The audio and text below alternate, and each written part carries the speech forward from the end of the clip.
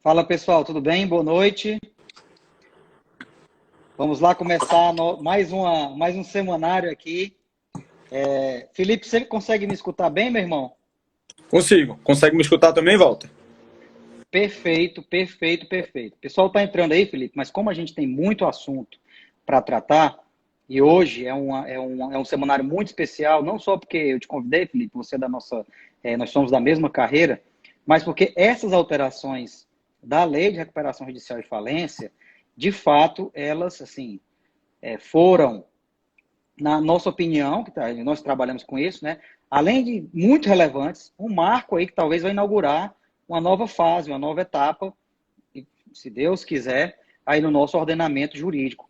E aí, eu vou te deixar à vontade, Filipão, já te apresentando, para quem não conhece, o Felipe é também procurador da Fazenda Nacional, né? E o Felipe participou, para quem não sabe, ativamente dos debates, né? Durante a tramitação do projeto de lei que acabou redundando na lei que alterou significativamente aí a Lei de Recuperação Judicial e Falência, que é a Lei 11.101, que continua sendo 11.101 a lei base. É importante que se diga, tá? Não houve uma revogação da lei anterior. Filipão, por favor, a palavra é sua, seja muito bem-vindo. Eu sei que você separou muita coisa legal para tratar, e eu vou aqui simplesmente fazendo pontuações e algumas moderações, tá bom, meu irmão? Tá ótimo. Obrigado aí, Walter. Boa noite a todos. Acho que é bom a gente ir começando logo realmente, porque tem bastante assunto. Claro que a ideia aqui não é dar aula nem nada, é realmente dar uma pincelada nos assuntos, só deixar vocês atentos aí para as provas, né? Queria agradecer realmente aí a Walter o convite, parabenizar pela iniciativa, realmente tema relevante e seus alunos estão muito bem acompanhados, um professor que está tão atento aí às mudanças, né? E com tanta diligência, e realmente é um prazer estar contribuindo um pouquinho aqui. Bom, primeiramente, o que é que eu imagino aí no... Tô afastado do ambiente de concurso público já há alguns anos, mas eu imagino que esse tema virá com maior força nos concursos de judiciário, principalmente para juiz, Ministério Público e, em parte, para a advocacia pública. Acho que seriam os três principais nichos aí que trariam de forma mais imediata essa cobrança. Sei das dificuldades que a gente vem vivenciando no mundo dos concursos, né? Mas acredito que nos próximos concursos a gente pode sim, na matéria de direito empresarial, esperar questões sobre o direito falimentar e recuperacional, porque realmente essa foi uma grande reforma. O Ministério da Economia tem dito que essa foi a maior reforma microeconômica dos últimos tempos. E isso é bastante relevante, tanto no direito quanto na economia. Olha aí, edital da PF cobrando recuperação e falência. Não sabia. Estou afastado mesmo do mundo dos concursos. Mas que bom, né? Esse é um ramo que eu acho que tem bastante atuação também da PF, segundo a gente vê na prática da PFN, né, Walter? Com Tem muito certeza. crime praticado ali no meio, infelizmente. Tomara que com a lei isso mude, né? Bom, É até importante fazer esse adendo, né? Para PF, quem estuda para polícia, focar muito na parte criminal da lei. mas isso não mudou, né? Isso não mudou. Tem um dispositivo que foi alterado, mas não foi realmente uma reforma da parte de crimes alimentares. Infelizmente, esse é um ponto que o Brasil precisa melhorar, realmente. Mas teria que ser uma reforma mais cirúrgica. Essa parte é criminal. Bom, o que é que a gente notou em termos de contextualização? Né? A gente tem uma lei boa, considerada muito boa, de 2005, mas acabou que a jurisprudência tornou ela um pouco pró-devedor, né? Algumas das medidas que a lei trouxe realmente não funcionaram na prática, a questão fiscal era insustentável, outras a jurisprudência realmente prejudicou, como a questão do stay period. Isso gerou um desequilíbrio. A gente fez com que a recuperação judicial perdesse credibilidade, muitos ainda a chamam de concordata, pelo que ela se tornou, e realmente é algo muito mal visto, né? É um ambiente do direito que é muito lucrativo para alguns, mas para os credores não é nada bom, né? Acaba que para muitos credores seria até melhor a falência, mas a falência não funciona bem no Brasil, né? Então acaba se aceitando qualquer coisa nas recuperações judiciais. O Brasil também vai mal em indicadores que a gente tem sobre o tema, como o Doing Business. Então, por uma série de avaliações, impacto no mercado de crédito, taxa de recuperação dos credores, enfim, por uma série de percepções aí dos envolvidos na temática, principalmente dos economistas, houve esse investimento nessa reforma. E aí eu vou tentar trazer aqui para vocês, é uma reforma muito grande, a Lei 14.112, são abordados diversos pontos. Recomendo fortemente que para qualquer desses concursos em que essa matéria deva cair, vocês façam uma leitura da lei seca para memorizar. Eu acho que isso é muito importante.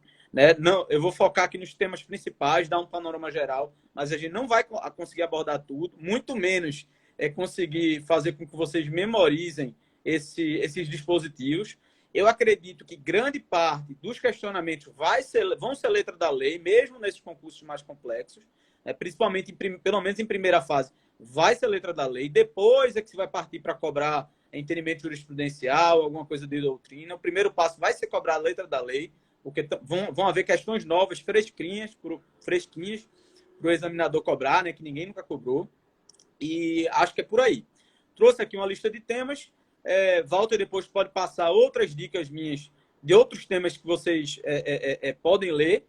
Recomendo desde logo que vocês tomem muito cuidado com pegadinhas, obviamente, tanto em relação à letra da lei, quanto em relação ao que não mudou. Eventualmente o examinador pode trazer algum ponto aí, dizer, tal coisa mudou e que não mudou, né? Vocês têm que tomar cuidado, ter esse domínio aqui. Eu posso citar um exemplo aqui que Walter vai gostar. Pode ser que venha o examinador e diga, agora não se exige, a lei não exige mais certidão de regularidade fiscal para concessão da recuperação judicial.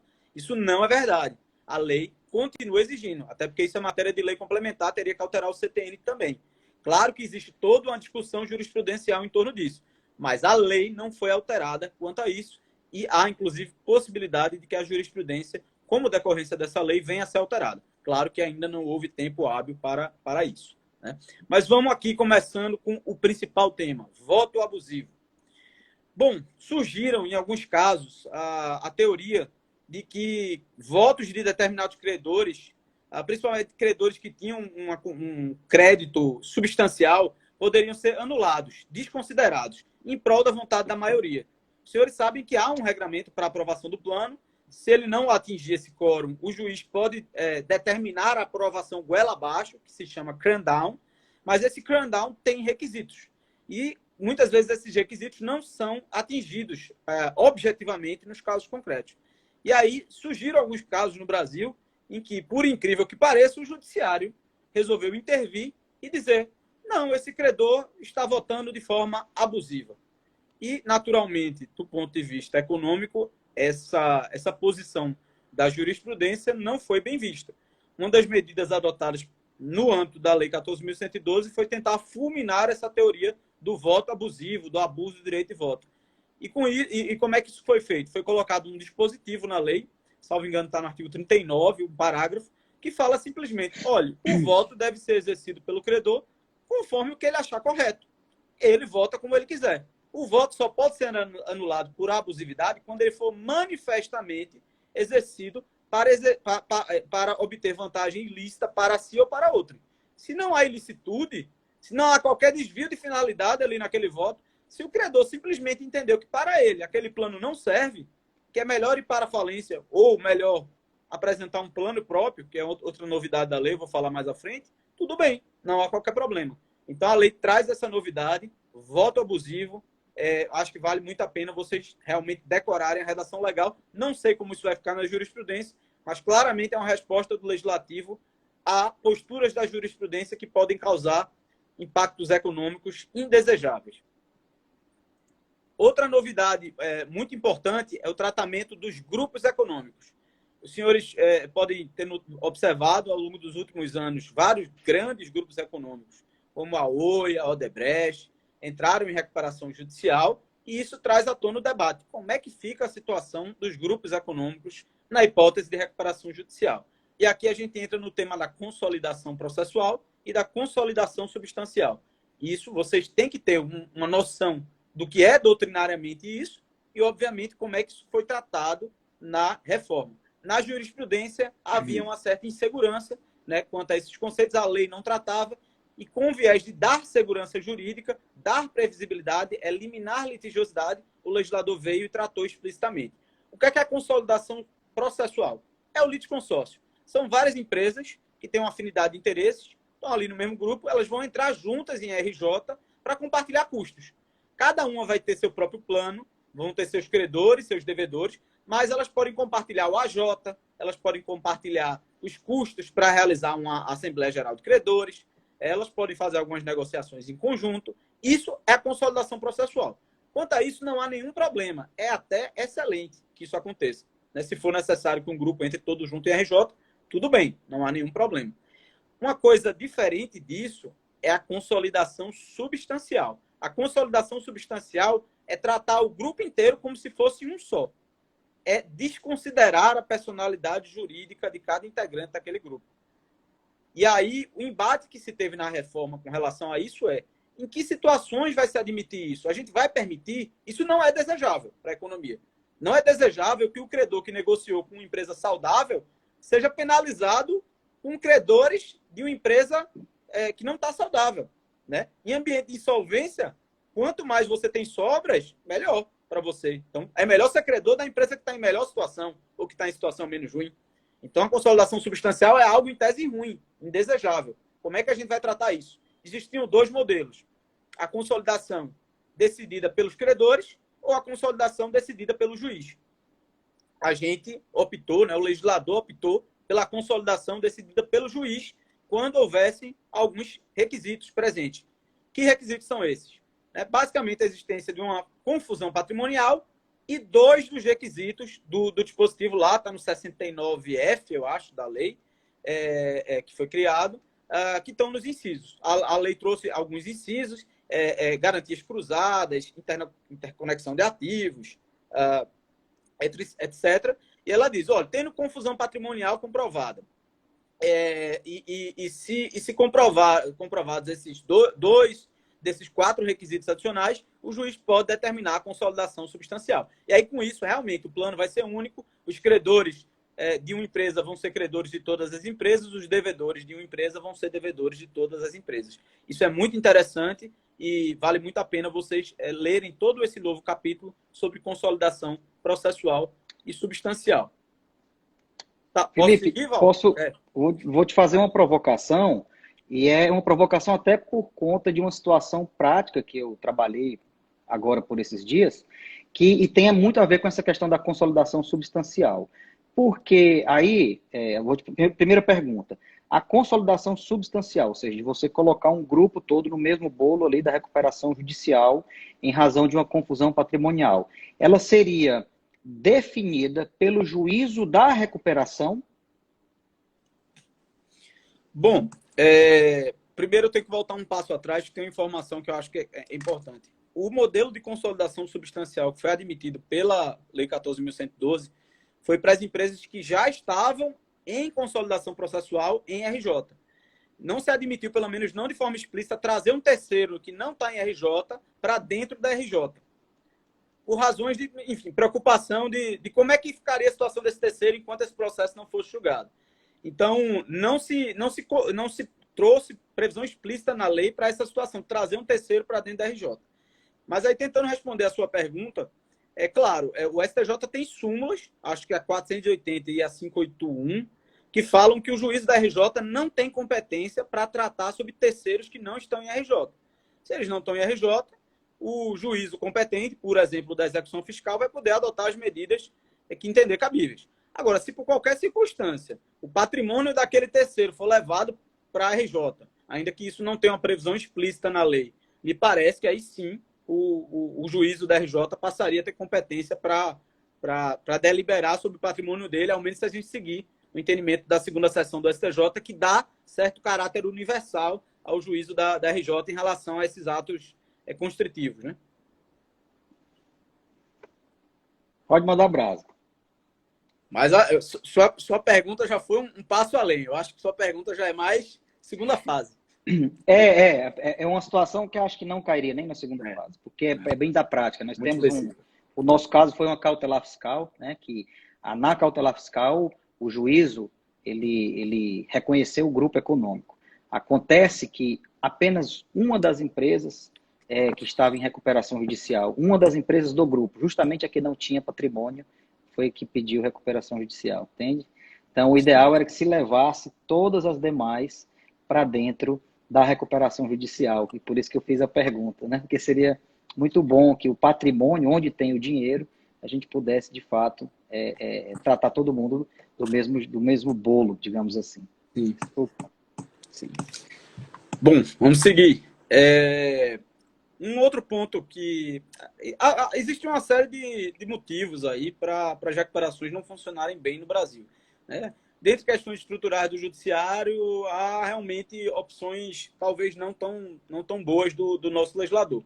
Citei aqui a questão fiscal, que, a meu ver, não foi uma escolha muito boa lá em 2005, mas a gente pode citar outros pontos porque a recuperação judicial não funcionava no Brasil, além dessa questão da jurisprudência, do judiciário. Recuperação judicial, para funcionar bem, primeiro, o ideal seria envolver todo mundo, né? Não deixar determinados credores de fora. Segundo, precisa conseguir vender bem. Terceiro, precisa conseguir botar dinheiro novo para dentro. Se você não tem esses aspectos, você fica com algo muito fraco. E aqui eu vou citar nos 3 itens a seguir, pontos bem associados a isso. Primeiro ponto em relação à venda de bens. A lei fala, olha, não vai ter sucessão de passivos na venda de bens na RJ. Sendo que, primeiro, ela não falou da venda fora do plano. Ela só tratou explicitamente da venda dentro do plano. E segundo, para a parte tributária, a ressalva à sucessão que existe no CTN, que foi colocada na Lei 11.101 original, falava só que era para venda de filial ou UPI. E ninguém sabe o que diabo é UPI. Gerava insegurança jurídica. Agora, imaginem os senhores, como adquirentes, investidores desses bens, vão comprar um negócio que vocês estão chamando de UPI, mas não sabem se vai ser considerado UPI, e vocês não sabem se, em razão disso, vocês vão ser responsabilizados ou não pelas dívidas. O que você vai fazer? Das duas, uma. Ou você não vai comprar, ou você vai comprar por um preço muito baixo. Por quê? Porque você precifica o risco. Na dúvida, você coloca no preço o risco de ser responsabilizado. É o que qualquer agente de mercado faz com postura razoável. Consequência, os ativos de empresas em recuperação judicial tinham uma baixa procura e um baixo valor de venda. Isso é muito pouco desejável. O que é que a nova legislação fez? Como a gente não havia possibilidade de alterar o CTN por uma lei ordinária, simplesmente permitiu-se que qualquer ativo seja tratado como se o UPI fosse. Afinal de contas, poderiam ser várias UPIs vendidas em conjunto. E, com isso, tentou-se dar segurança jurídica ao adquirente. Há um artigo conceituando o UPI. Mas qual é o risco aí, o outro lado da moeda? É haver um esvaziamento patrimonial da empresa em recuperação judicial e ela vender todos os bens, pagar a quem ela quiser e depois chegar numa falência sem nenhum bem para os credores que restaram. Por exemplo, o fisco. E a lei também tratou disso. Ela previu que, olha, o plano de recuperação judicial pode até prever a venda integral da empresa. E isso ocorre em outros países, desde que ela confira aos credores condições equivalentes a que eles teriam em eventual falência. Porque na falência não tem isso de UPI, pode vender tudo mesmo. Então não tem problema nenhum. Se der as condições equivalentes, tudo bem. Mas e se a empresa não der essas condições? E se ela tentar fraudar, ela tentar maquiar esse esvaziamento patrimonial? Convolução em falência. Está uma hipótese lá, no artigo 73 da Lei 11.101, de falência, né, convolução da RJ em falência por liquidação substancial durante a RJ. Está tudo conceituado. Muito importante que vocês leiam essas alterações do artigo 50, 60A e 73, salvo engano. Um alerta quanto a isso, no entanto. Houve 2 dispositivos vetados sobre sucessão, que eram dispositivos muito mais para reforçar a amplitude.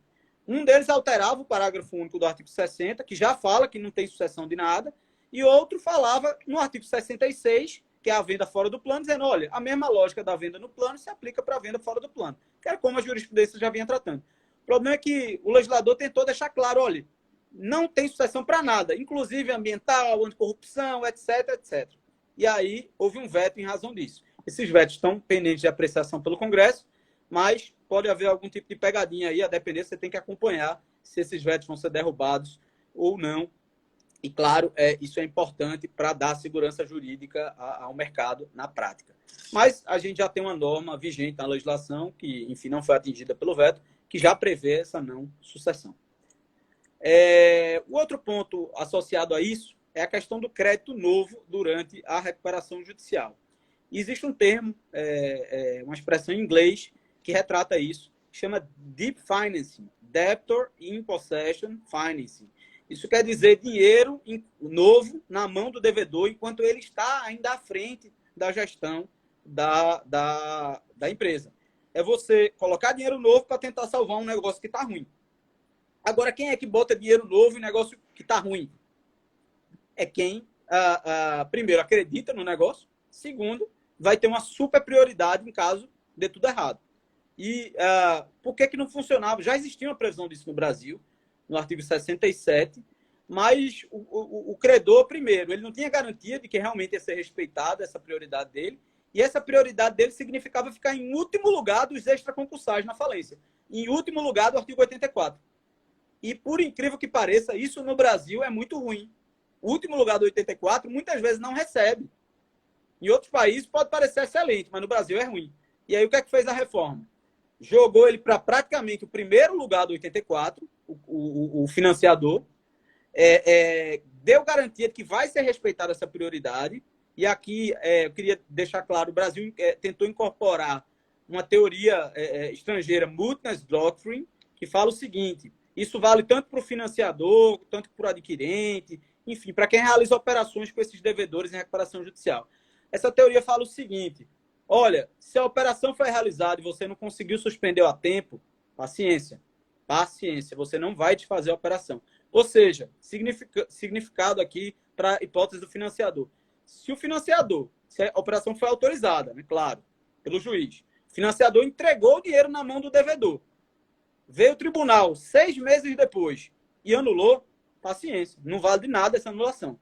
Pode tentar perdas e danos, pode tentar o que for, mas o financiador vai ter a garantia dele preservada. Do contrário, de novo, ele vai precificar esse risco. A gente não quer isso, a gente quer que ele empreste e que ele empreste com taxa de juros baixa. A ideia é essa. Então, houve várias alterações associadas ao Deep Financing, já citei algumas. Tem um dispositivo sobre garantia subordinada, tem um dispositivo sobre a possibilidade do próprio sócio da empresa colocar esse dinheiro novo lá, porque às vezes o sócio, a empresa está tão endividada, o sócio já tem um patrimônio muito bom, para ele é melhor ir viver em Miami do que tentar salvar a própria empresa, porque ele já tem patrimônio para 3 gerações de família dele. Mas ele gostaria de manter a empresa, sendo que ele não é um maluco de botar dinheiro lá achando que o negócio vai quebrar. Então tem um incentivo, bota o dinheiro lá, você também vai ter o tratamento que um banco teria se botar. Agora, se tiver alguma fraude, aí é outra história. Fraude se prova, não se presume. Esse é um capítulo muito interessante também da nova lei. Salvo engano, está ali no 69A e seguinte. Muito importante, viu, pessoal? Deep Finance, Mutinous Doctrine. A Mutinous Doctrine está até no 66A, salvo engano. Walter, mais alguma coisa aí? Eu posso seguir? Pode seguir, Filipão. Agora vamos falar do plano de recuperação judicial, é isso? Eu queria só falar antes do stay period. Acho que é um ponto bem relevante. Bom, o coração da recuperação judicial, né, é o stay period. A empresa pede a recuperação judicial. No Brasil tem que aguardar o deferimento do processamento, salvo se houver uma antecipação de tutela, né, para conseguir o stay period, para evitar o sangramento. Ela está nesse momento ali de estresse, sofrendo a execução de vários credores, é uma verdadeira corrida contra o ouro. E aí, no melhor interesse desses credores e para também tentar preservar a empresa, a legislação vem lá e para tudo, vamos suspender tudo e vamos renegociar o que está sujeito. Essa é a lógica, é o belo da recuperação judicial, é como ela deveria funcionar. Não funciona, mas deveria funcionar. Lógico, ela era para ser melhor para os credores do que a falência. Né? Do contrário, se iria direto para a falência. No entanto, na prática também na prática essa teoria também é diferente, a gente também não tem explícito isso na legislação brasileira. O que é que aconteceu com o stay period no Brasil? 180 dias improrrogáveis, a legislação falava. Deferimento de processamento, 180 dias improrrogáveis. Tudo muito bom, dá para aguardar 180 dias tranquilo. Veio o STJ e disse, não, mas pode prorrogar. O STJ queria dizer, não, pode prorrogar, fundamentado, isso vai ser excepcional, tal. Na prática, virou regra e recuperação judicial virou um processo que tem início, tem meio e não tem fim. E o engraçado é que o stay period no Brasil, ele dura eternamente, até depois da aprovação do plano, ninguém quer mais saber, continua valendo e ninguém pode fazer nada. E aí a reforma, obviamente, tentou bater nisso, porque nenhum economista em sã consciência admite que contratos sejam ignorados por tempo indefinido, né? Obrigações sejam ignoradas por tempo indefinido. Até porque, do contrário, você gera um incentivo a uma postura meio oportunista por parte do devedor de não querer negociar. Para ele está tudo bem, está tudo parado. Para que eu vou resolver a minha situação? Deixa tudo parado. Está muito bom, né? A reforma tentou bater nisso. Ela adotou duas medidas. Primeiro, ela disse, beleza, quer prorrogar? Vai ser uma vez. 180 mais 180. Mas só se o devedor não tiver dado culpa ao atraso. Se ele tiver dado culpa ao atraso, não prorroga. Está no parágrafo 4º do artigo 6º. Agora, e se o judiciário insistir e ignorar essa regra? O que é que vai acontecer? Período de exclusividade do devedor acaba. O credor vai poder propor seu próprio plano, como existe nos Estados Unidos. Vamos acabar com essa ideia de que no Brasil a empresa é de propriedade do empresário. Não, a empresa é a empresa. Pediu RJ, ela corre o risco de ser tomada pelos credores. É algo similar até ao que aconteceu no caso da Oi. Ainda não havia prisão legal, mas foi uma sementinha. Agora, no Brasil, a gente tem o plano de recuperação judicial pelos credores. Ultrapassado esse período de exclusividade, os credores podem propor seu próprio plano. E, além disso, os credores também que optarem por rejeitar o plano de recuperação judicial, antigamente eles optavam entre ir para a falência, e eles tinham muito medo da falência, porque falência não funciona no Brasil, ou aprovar um plano, muitas vezes, absurdo, mas era melhor do que uma falência. Agora eles têm uma terceira via, rejeitar o plano e propor seu próprio plano. Rejeitar o plano do devedor, mas propor seu próprio plano. Então, temos duas hipóteses de PRJ pelo credor. Fim do período de exclusividade, né, do devedor ou rejeição do plano do devedor. Claro que há uma série de restrições a essa possibilidade de plano pelos credores. Isso é algo muito novo no Brasil. Surgiu de forma comedida nessa reforma. Recomendo que os senhores leiam. Acho que está no artigo 56, a partir do parágrafo 4º, mais ou menos ali em diante. Recomendo que vocês leiam, tenham isso em mente. No artigo 6º também tem remissões a isso, mas é uma mudança das mais relevantes, talvez a mais relevante, a mais estrutural, mudança de paradigma que a gente tenha nessa lei. Outra mudança muito, muito relevante, pessoal, que também assusta um pouco a gente ver um negócio desse, né? Mas acontecia no Brasil. O Brasil não é para amadores. Tinha empresa em recuperação judicial que tinha cara de pau de distribuir lucros e dividendos.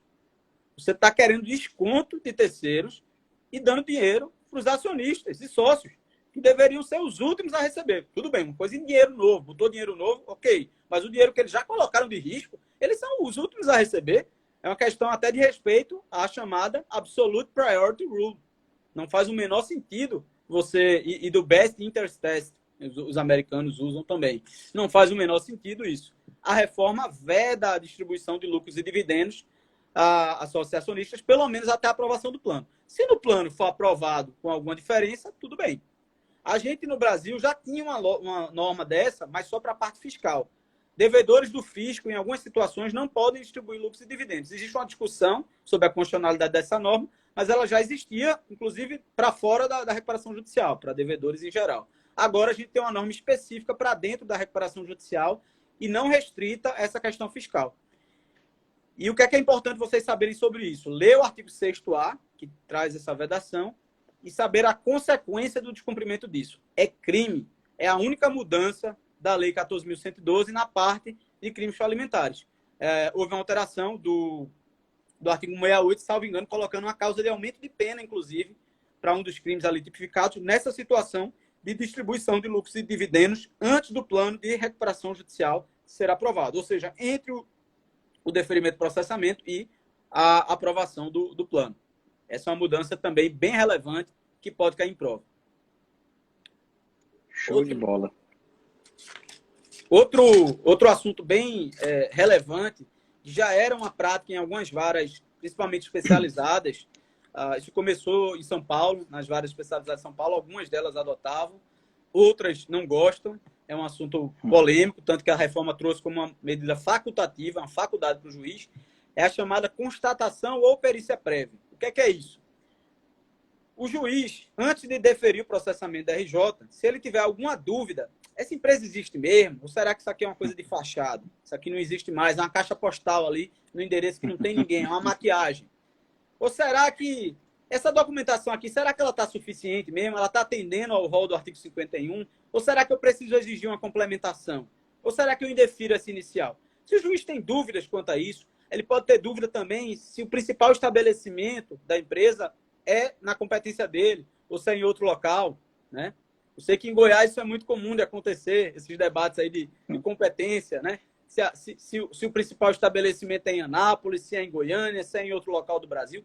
Isso é bem relevante para você evitar esse tipo de fórum shopping, né? Que se chama. E a constatação ou perícia prévia veio como arma para o juiz, facultativamente, se ele assim entender, antes de deferir o processamento da recuperação judicial, determinar essa perícia prévia. Isso não tem como finalidade uma análise de viabilidade econômica da empresa. Isso cabe aos credores na votação do plano. Mas, obviamente, situações grotescas o juiz pode afastar. E existem estudos empíricos que mostram que, nas varas em que isso é adotado, o percentual de indeferimento de petições iniciais é menor, porque há uma maior clareza no despacho de emenda inicial. Qual o documento que está faltando, o que é que precisa ser feito. Além disso, há uma preocupação sempre, mas e se postergar o deferimento do processamento, vai postergar o stay period, e a empresa vai quebrar, porque os credores vão executar, essa perícia vai demorar. Primeiro, a lógica é que essa perícia seja feita rápida, de forma rápida. Salvo engano, a lei colocou um prazo de 5 dias. Claro que é um prazo impróprio, mas é um indicativo. Segundo, a lei deixa claro que o juiz pode determinar a antecipação dos efeitos da tutela. Ou seja, ele antecipar os efeitos do deferimento do processamento. Ele não defere o processamento, mas ele antecipa o stay period. Ele pode fazer isso. Isso e várias outras normas que eu recomendo vocês lerem, está no artigo 50A ou 51A da Lei 11.101, inserido pela 14.112. Essa novidade ela é excelente candidata para cair em prova, principalmente de magistratura. Eu acho isso interessante, até porque, só para complementar aqui, contextualizar um pouco essa situação, eu acredito que esse dispositivo foi inserido na lei muito por conta de práticas do dia a dia, principalmente em São Paulo. O Tribunal, o TJ de São Paulo, né, os juízes de São Paulo, começaram a perceber que muitas empresas que realmente não existiam mais começaram a pedir recuperação judicial. E eles então viram que, como que pode? A empresa não existe mais, está pedindo recuperação judicial. Tem alguns casos mesmo, assim, que eu fiquei sabendo, se é verdade ou não, se é lenda ou não, de empresa que, quando o juiz determinou a perícia prévia, ela montou um cenário, e era uma empresa ligada ao ramo de veículos, montou um cenário com vários veículos e tal, soube disso? E aí, quando o oficial de justiça chegou lá, todos os cabos desconectados dos computadores, ele ficou achando aquele esquisito, o povo digitando lá, mas estava tudo desligado, entendeu? Um negócio meio mandrake, assim. Então, faz muito sentido que haja essa possibilidade aí de perícia prévia, né, de constatação prévia. Com certeza.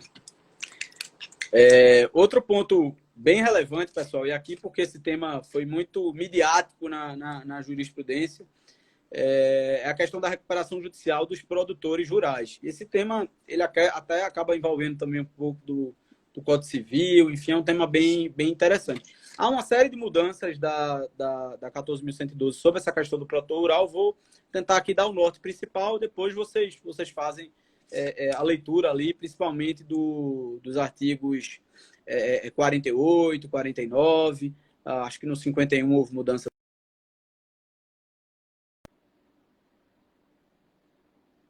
Mas, enfim, vou tentar dar um norte aqui para vocês. Qual era a discussão que se tinha sobre isso? O Código Civil fala que o empresário rural, ele não tem, o empresário individual, né, rural, ele não tem a obrigação de se inscrever como empresário. A inscrição dele é facultativa. E vocês sabem que a Lei 11.101, em tese, ela é só para empresários. Empresário individual e sociedades empresárias. E ainda assim tem algumas sociedades empresárias excluídas. Há algumas categorias que não são empresárias que estão expressamente excluídas também, como as cooperativas.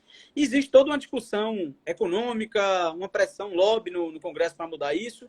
E na própria jurisprudência isso já vem sendo debatido, né?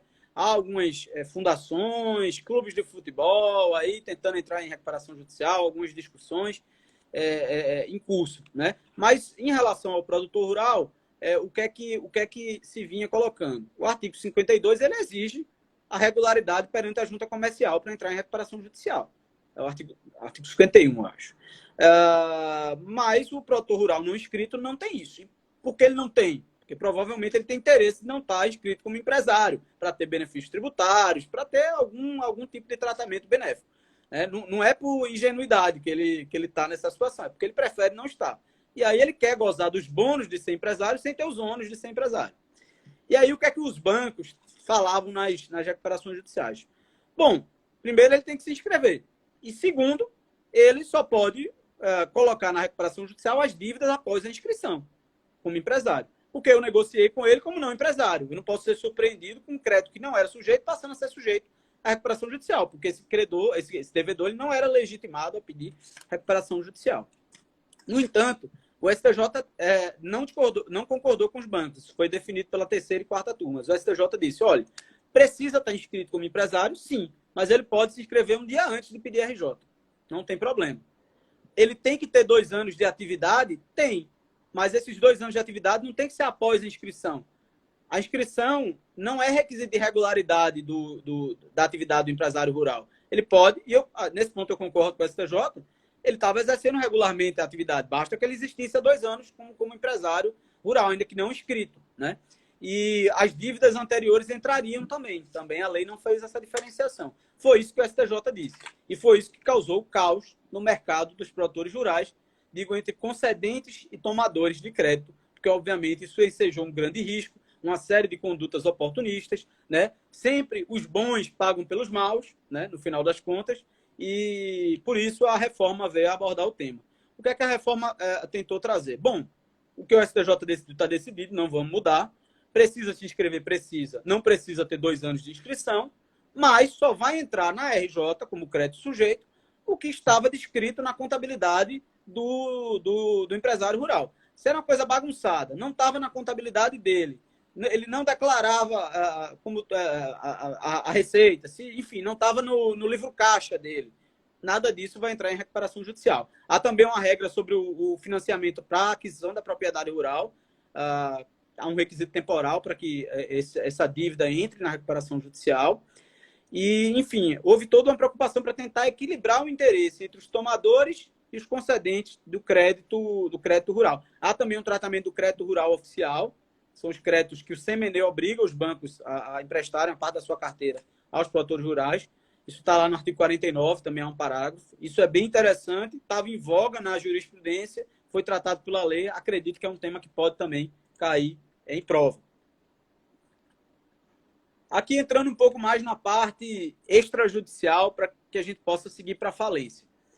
A reforma não apenas abordou a recuperação extrajudicial, e aí eu vou citar aqui já as mudanças, são 3 mudanças, como ela tratou também de mediação e conciliação, também até em caráter antecedente. Na extrajudicial foram feitas basicamente 3 mudanças.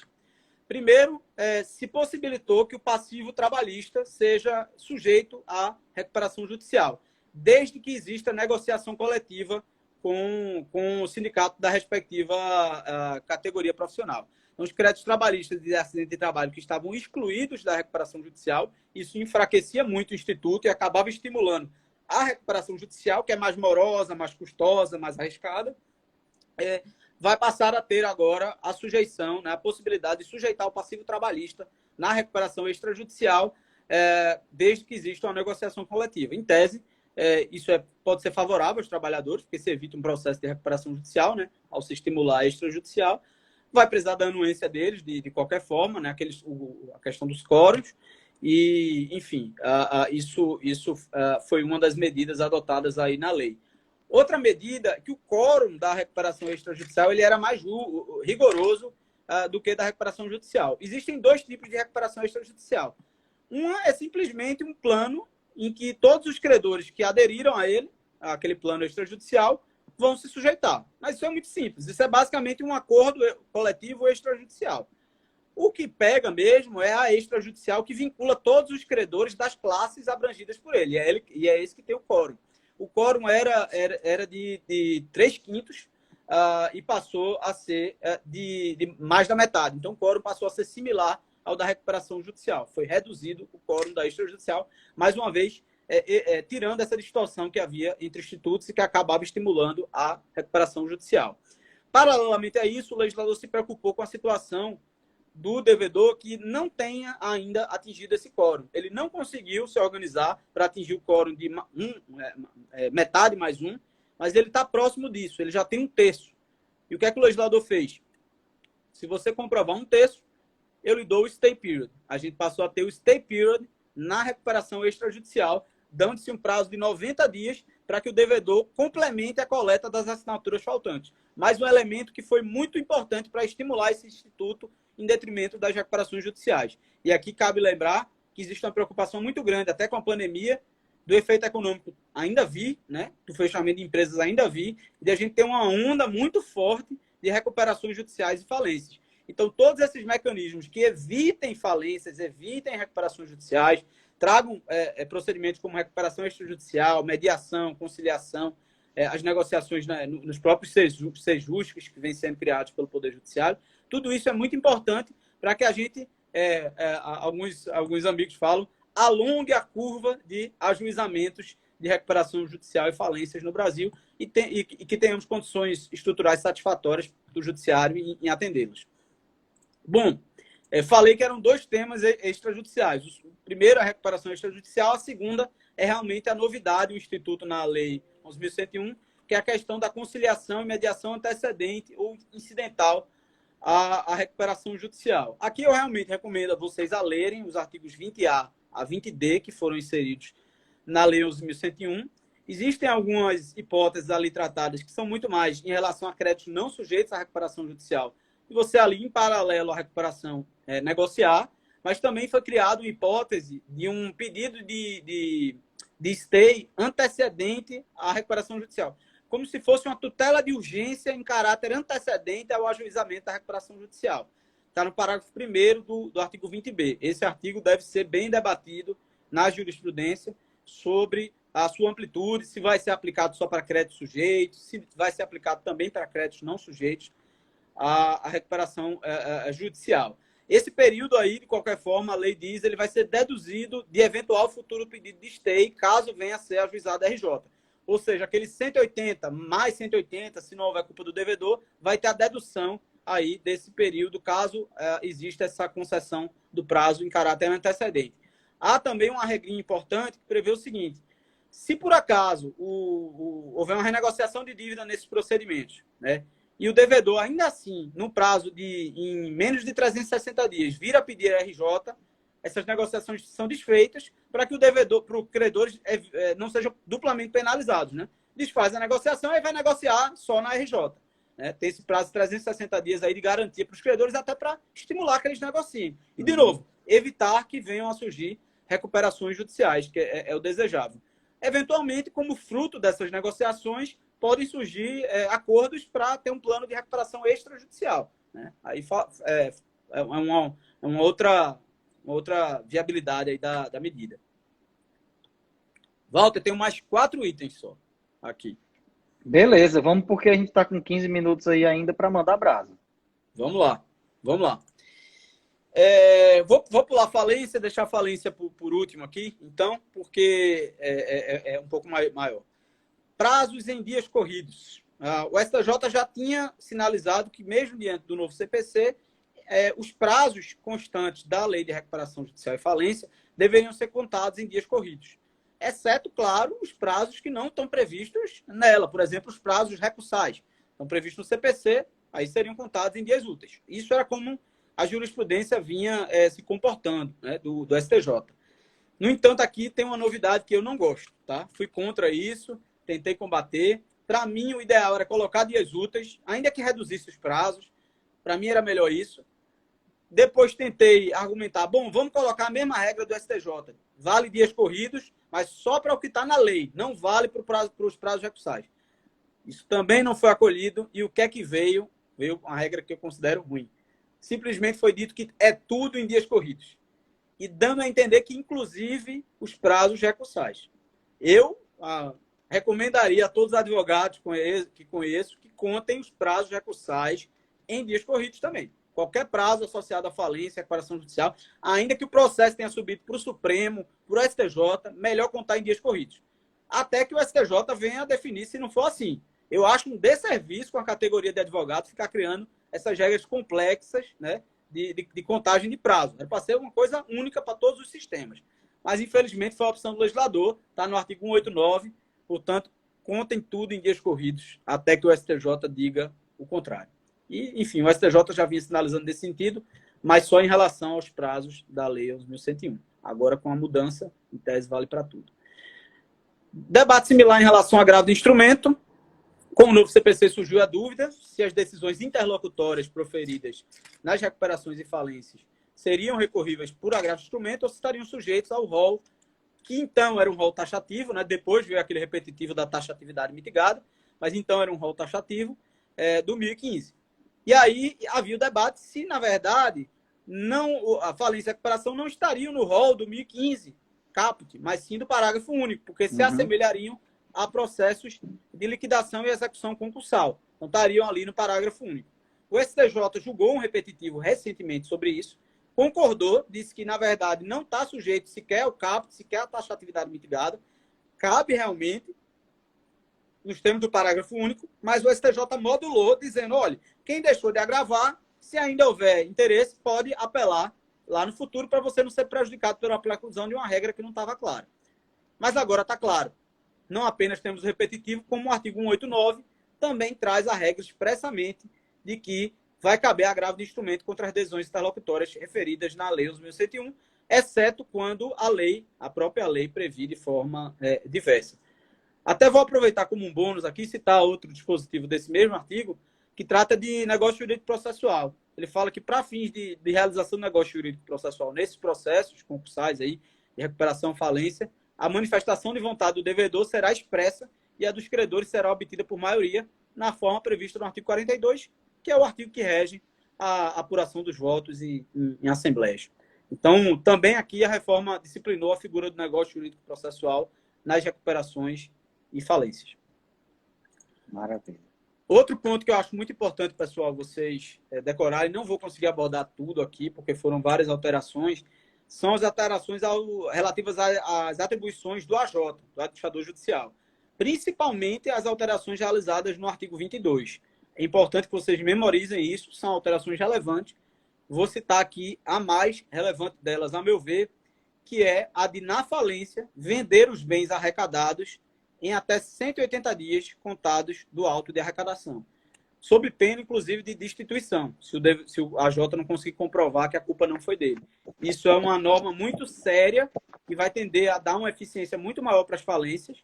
Claro que, para isso, foram adotadas diversas mudanças de procedimentos, de incentivos a facilitar essas vendas de bens na falência, que também se aplicam à recuperação judicial, que recomendo também vocês lerem, né, ali nos artigos 141 e seguintes da lei. Por exemplo, foi afastado o conceito de preço vil, né, dentre outras medidas, mas aqui existe essa norma muito dura contra o AJ que fala que ele tem que vender tudo em 180 dias contados da juntada do auto de arrecadação de cada bem, sob pena de destituição, salvo impossibilidade fundamentada reconhecida por decisão judicial. Dentre outros prazos foram fixados por AJ, realmente a reforma tentou dar mais poderes e mais responsabilidades ao AJ, que é um profissional muito bem remunerado, né, no mercado, é uma profissão muito desejada hoje em dia, então realmente ela tem que ter poderes para conseguir exercer suas funções, mas tem que ter responsabilidade, tem que ter fiscalização. Por fim, pessoal, queria falar um pouquinho com vocês da falência. A falência, às vezes a gente acha que a recuperação é o principal da lei, a falência não é tão interessante. Mas vou colocar duas coisas aqui para vocês. Primeiro, as mudanças que a lei fez na recuperação, muitas delas eram coisas polêmicas, eram bolas divididas, o legislador teve que se posicionar entre um e outro lado, tentar ali contemplar duas posições divergentes. Já a parte da falência é muito consensual, as mudanças que foram feitas aqui na reforma. A comunidade especializada, né, nesse tema elogiou muito essas mudanças da falência, havia pouca polêmica. Claro que você mexer algumas coisas no procedimento de venda de bens, você atrai algumas resistências do Ministério Público, não gostou de uma outra norma, mas, como regra, a parte da falência foi bem bem elogiada. E o segundo ponto é que a gente não pode imaginar a falência isoladamente. A gente tem que pensar a falência com o efeito ex ante que ela causa. A falência, da forma como ela funciona, ela impacta a forma como a recuperação judicial funciona. E ambas impactam a forma como todos os agentes se atuam no período, inclusive, mesmo de normalidade. Por exemplo, o banco, quando vai conceder o crédito, ele vai considerar o risco daquela empresa ir à falência ou ir à recuperação judicial um dia, ele vai precificar isso. E assim sucessivamente. Isso são regras básicas de economia. Né? Então, tenham em mente que a falência ela é, sim, muito relevante para melhorar todos esses institutos e para melhorar o ambiente econômico, negocial no Brasil em geral. E aí, o que é que foi feito aqui? Né? Primeiro, uma norma mais principiológica, houve uma alteração do artigo 75, reforçando os princípios da falência, tentando deixar claro, olha, devedor inviável é para falir, recuperação é para devedor viável. Falência, ela também preserva a atividade empresarial, vai haver a realocação de ativos. Falência não é para punir criminoso, mas o empreendedor que deu errado, ele deve ser estimulado a pedir falência. Nos Estados Unidos, a regra é a autofalência. Pedido de falência pelo credor é raro. Já no Brasil é o oposto, não existe autofalência no Brasil. Então, a reforma veio tentar combater isso. Leiam o artigo 75, pode ser cobrado em prova. Outro artigo interessante é o artigo 82A. O artigo 82A diz o seguinte, olha, extensão dos efeitos da falência é para sócio de responsabilidade ilimitada. Ele vai à falência junto com a empresa, ou para o empresário individual que pode ir à falência. O sócio de responsabilidade limitada, ele não vai à falência. Ele pode sofrer a responsabilização patrimonial pelo IDPJ, em caso de desconsideração da personalidade jurídica. Mas ele não vai ter os efeitos, ele não vai sofrer a pena de inabilitação empresarial. Certo? Isso é muito importante. Artigo 82A, o caput veda a extensão dos efeitos. O parágrafo único trata da desconsideração da personalidade jurídica. Outro ponto relevante é o artigo 7º-A. Inovou, trazendo incidente de classificação dos créditos públicos. A gente tinha uma legislação contraditória sobre isso já há muito tempo, desde mais ou menos já a década de 40, desde antes da LEF, na LEF antiga. A lógica da LEF, do CTN, era o fisco não se sujeita sequer à falência. Não só a recuperação, não se sujeita nem à falência. Pode penhorar. Sendo que a mesma LEF, o mesmo CTN, falavam já, e a legislação especial, que o crédito trabalhista, por exemplo, ficava na frente do fiscal. E o crédito trabalhista está sujeito. Então, como é que funciona isso? Vai passar na frente? Não vai? Não faz muito sentido. Na prática, a jurisprudência já havia se deparado com isso e dito, não é assim. O fisco vai ter que fazer uma penhora no rosto dos autos. Havia uma súmula do TFR dizendo isso. Na prática, isso não funcionava bem.